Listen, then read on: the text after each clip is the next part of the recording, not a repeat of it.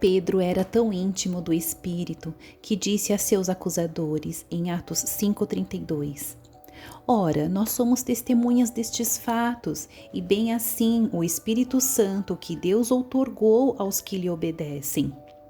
O Espírito Santo possuiu de tal forma Estevão que, ao ser levado perante os sacerdotes, todos os que estavam assentados no sinédrio, fitando os olhos em Estevão, viram o seu rosto como se fosse rosto de anjo. Mas e as palavras que proferiu?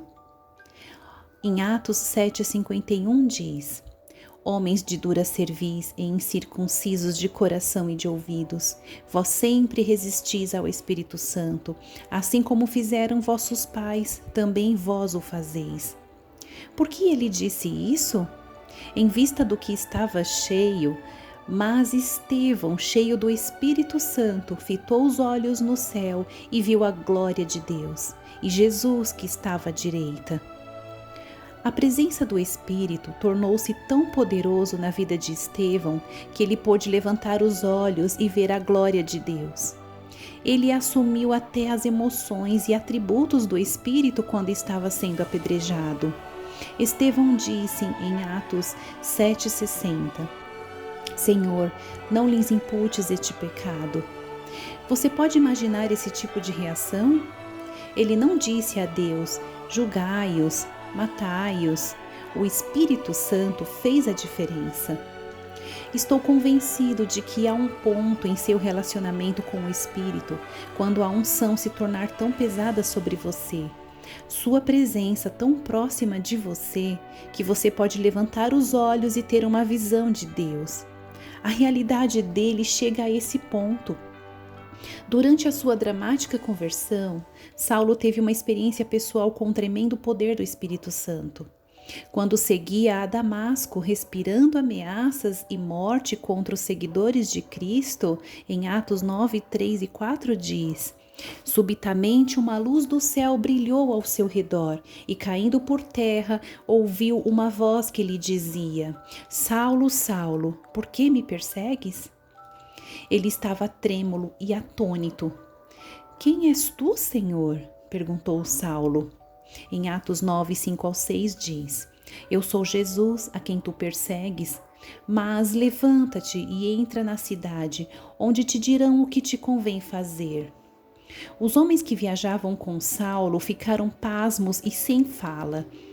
Depois dessa experiência, Saulo ficou cego por 3 dias até que Deus o curasse e ele fosse cheio do Espírito Santo. O Espírito fez novamente uma entrada triunfal. Ele transformou Saulo, o inimigo, em Paulo, o apóstolo. De fato, o efeito fez-se sentir em toda a terra. Em Atos 9,31 diz: A igreja, na verdade, tinha paz por toda a Judéia, Galiléia e Samaria, edificando-se e caminhando no temor do Senhor, e no conforto do Espírito Santo crescia em número. Fico pensando no que aconteceria se todo ministro na terra caísse prostrado e buscasse uma relação pessoal com o Espírito Santo. Acredito que isso revolucionaria de tal forma a igreja que os santuários não conseguiriam acomodar os fiéis. Graças a Deus pelos pastores que estão vivos no Espírito. Mas ouvi falar de alguns ministros que, para ser honesto, serviriam melhor como agentes funerários. Uma comunhão constante com o Espírito faz a diferença. As pessoas estão buscando uma realidade que só o Espírito Santo torna possível. A partir do Pentecostes, o Espírito começou sua obra na terra e jamais parou. Nunca. É incrível como ele interferiu na vida de Pedro. Quando este orava num eirado, Deus lhe deu uma visão. E em Atos 10, 19 ao 20 diz: Enquanto meditava Pedro acerca da visão, disse-lhe o Espírito: Estão aí 3 homens que te procuram. Levanta-te, pois, desce e vai com ele nada duvidando, porque eu os enviei. Os 3 mensageiros haviam sido enviados por um homem temente a Deus, Cornélio, centurião do regimento romano. Ele também teve uma visão, em Atos 10, do 3 ao 5. observou claramente um anjo de Deus que se aproximou dele e lhe disse: agora envia mensageiros a Jope e manda chamar a Simão, que tem por sobrenome Pedro. Mas não era o anjo que falava, era o Espírito Santo falando através do anjo. Você lembra? O Espírito disse, nos versículos 19 ao 20 de Atos 10, eu os enviei. O Espírito Santo é uma pessoa ativa, ele jamais para de trabalhar. Ele enviará um anjo a você se é disso que precisa. O que acontece na terra é obra do Espírito. Ele é o representante do Pai e do Filho. Pedro pregou na casa de Cornélio a morte, sepultamento e a ressurreição de Cristo. Em Atos 10:4 diz: ainda Pedro falava estas coisas quando caiu o Espírito Santo sobre todos os que ouviam a palavra. Os crentes em sua companhia admiraram-se, porque também sobre os gentios foi derramado o dom do Espírito Santo, pois os ouviam falando em línguas e engrandecendo a Deus. Versículos 45 e 46 de Atos 10. Jamais esqueça que a palavra vem em primeiro lugar. A mensagem de Cristo tem preeminência. O Evangelho é o fundamento para tudo que Deus, Espírito Santo, foi enviado a fazer. O Espírito se interessa pela sua vida, até mesmo pelo seu futuro.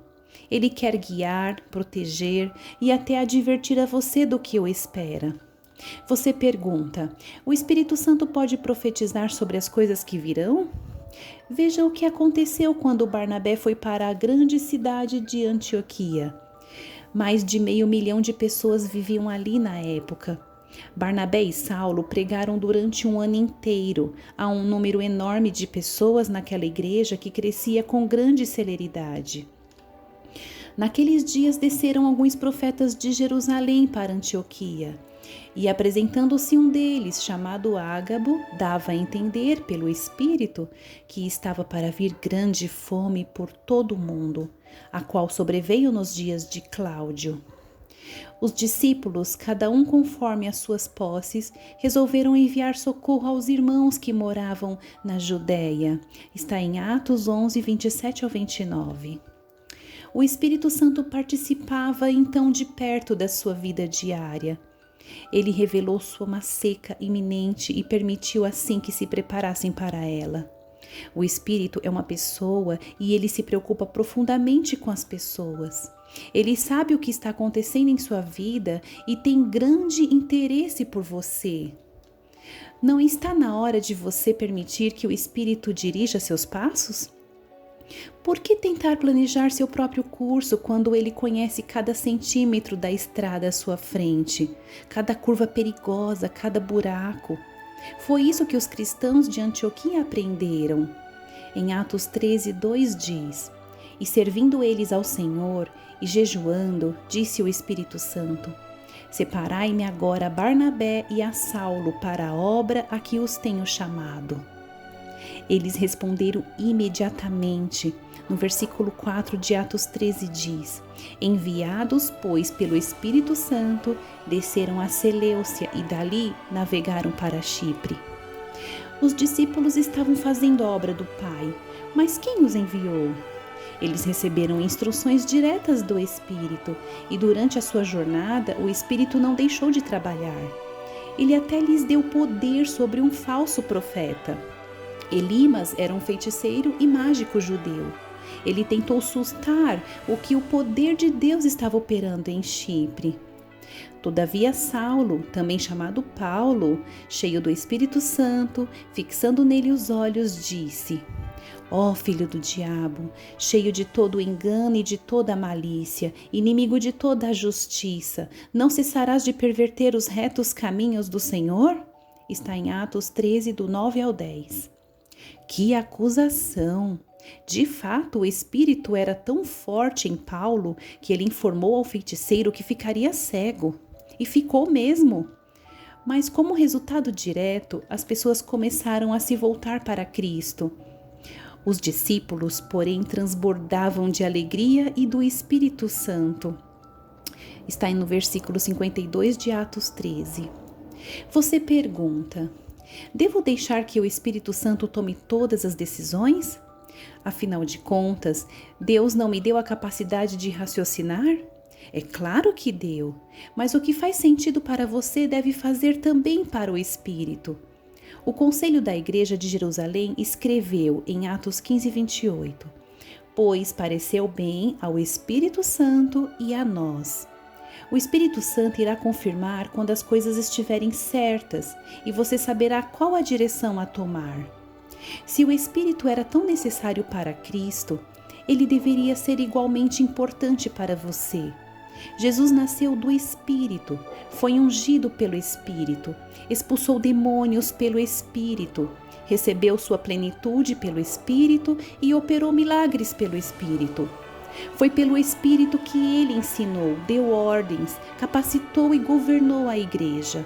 Ofereceu-se a si mesmo na cruz e foi ressuscitado. Muito mais o sangue de Cristo, que, pelo Espírito eterno, a si mesmo se ofereceu sem mácula a Deus, purificará a nossa consciência de obras mortas para servirmos ao Deus vivo. Está em Hebreus 9:14. O mesmo Espírito que mostrou-se essencial para a obra terrena de Cristo é necessário para você. Ele é indispensável. A sua experiência de salvação está alicerçada em Cristo, na cruz e em sua confissão. Mas como você recebeu a realidade da sua regeneração? Como soube que seu coração tinha sido purificado? Isso, meu amigo, minha amiga, é obra do Espírito Santo. É o Espírito do Senhor que coloca a mensagem em sua alma. Não é possível encontrar palavras adequadas para descrever ou explicar isso, mas você sabe que é algo tão válido quanto a própria vida. Se essa realidade é tão forte, tão profunda e tão pessoal, então quão real é aquele que proporciona? Essa é uma pergunta importante. Quão real deve ser o mensageiro, já que a mensagem é assim tão real? O Espírito Santo anseia por um relacionamento pessoal, diário e contínuo com você. Ele quer fazer uma entrada triunfal em sua vida.